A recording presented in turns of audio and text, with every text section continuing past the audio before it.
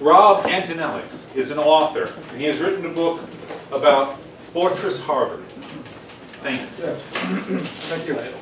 Yes, it's Fortress Harvard, Think Tank for Royal Revenge. And I had written a book a year and a half ago. I've been doing a lot of research, and I was following the 9/11 blood shred.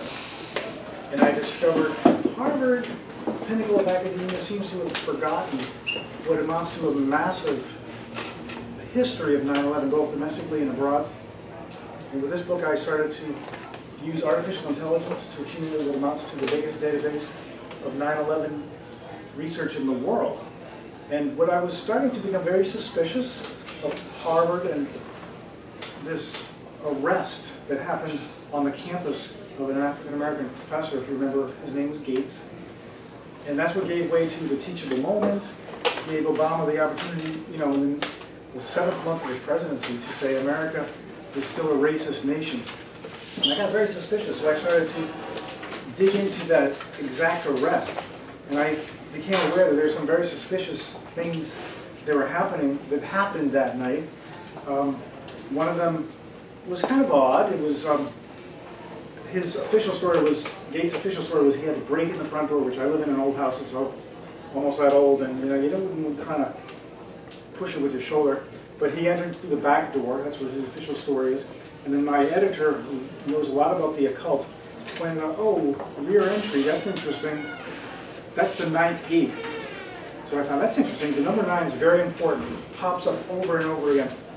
And him being the 9th gate. It just was all very suspicious, but then when I heard that he directly offended the mother of the officer by starting to insult his own mother. You know, here's an arresting officer. He wasn't arresting him at that point, and he started to insult his mother. It was very suspicious. So it started to seem like a real sting operation to me. That it was prefabricated to hand Obama this moment. And so I was very curious about the location. He was living at 17 Ware Street, W-A-R-E, and I thought, why Ware Street? Because, you know, like, if they planted him there, they knew it when they put him there, something was going to happen. And I just was like, why Ware Street? I just kind of forgot about it.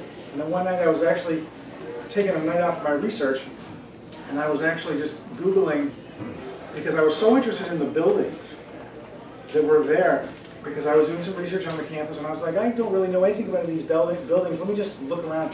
So there's one here that I was looking at. I don't know if you recognize, any of you recognize this building. It's quite tall. It's considered to be high Victorian Gothic. And it's tall. It's called Memorial Hall. And I was just Googling on whatever it's called, the Wikipedia, and I noticed one of the two architects, his name was Ware. W-A-R-E.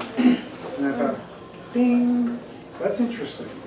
Like, maybe that's why they put him there, because of Ware. And then I started to think and realize that this building, this is the same building, believe it or not, is the all-seeing eye. This building right here looks right down Cambridge Street. Cambridge Street is like the barrel of a gun, and it looks right down the street. Here's another view of that building, and the architectural building right in front. Gund Hall, the light, it goes exactly up to that eye, and it's quite amazing. These are just some of the smaller points of this fact that I've discovered, but it actually points directly, it runs exactly parallel to Cambridge Street, 36 paces north of Cambridge Street, 2.2 miles, and then when it hits North Point Park, it goes through Twin Towers like this, like a laser. And those were built in 1998 under Bill Clinton. And when you follow it all the way through, it goes dead center, Terminal B, Logan Airport. So that is one of the guns that you can say I found. Here's another one. If you think it's crazy, building guns into the Rosebud, that look like you. It's exactly a .45 caliber, right? Does anybody know about guns? That is .45 caliber. And what's important about .45 caliber? It was invented in 1911. And by the way, the barrel is the green line. The train started to run in 1911. So what I discovered was what I call the invisible Garden of Satan. What they did was they took the Garden of Eden, they inverted it.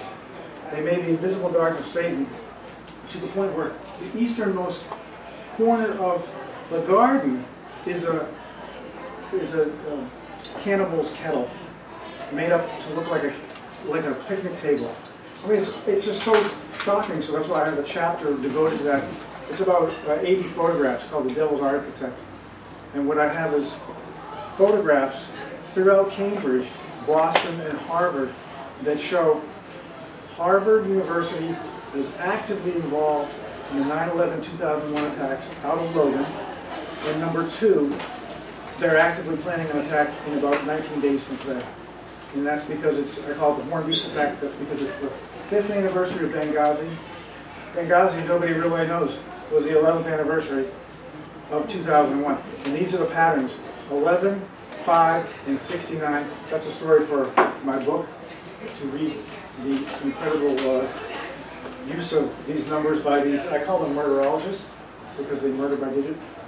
Anyway, what I believe is my book, Fortress Harbor Think Tank for Royal Revenge, is the solution to all of our problems with these race riots. It's coming out of this enemy installation that was formed 400 years ago by the British. And I have, if you go to my website, stop911.com, you can download the book as PDF for free. And I have the books here tonight for $20 if you'd like to buy them. I can take PayPal, and I'm going to be giving, for every $20 purchase, I'm going to put $5 in the bucket there. And the one last thing I'll say is I think the departure of Steve Bannon on Friday from the White House presents a tremendous opportunity for us, Tea Party, and everybody, because it's never so true that Donald Trump cannot drain the swamp. If anything, the swamp is draining Donald Trump. And but it's not going to be Steve Bannon. We can't just wait here for Steve Bannon to do it. It's the job of we, the people. So if you want criminal convictions of like everyone on the left, it's really how massive it is. Please read my book.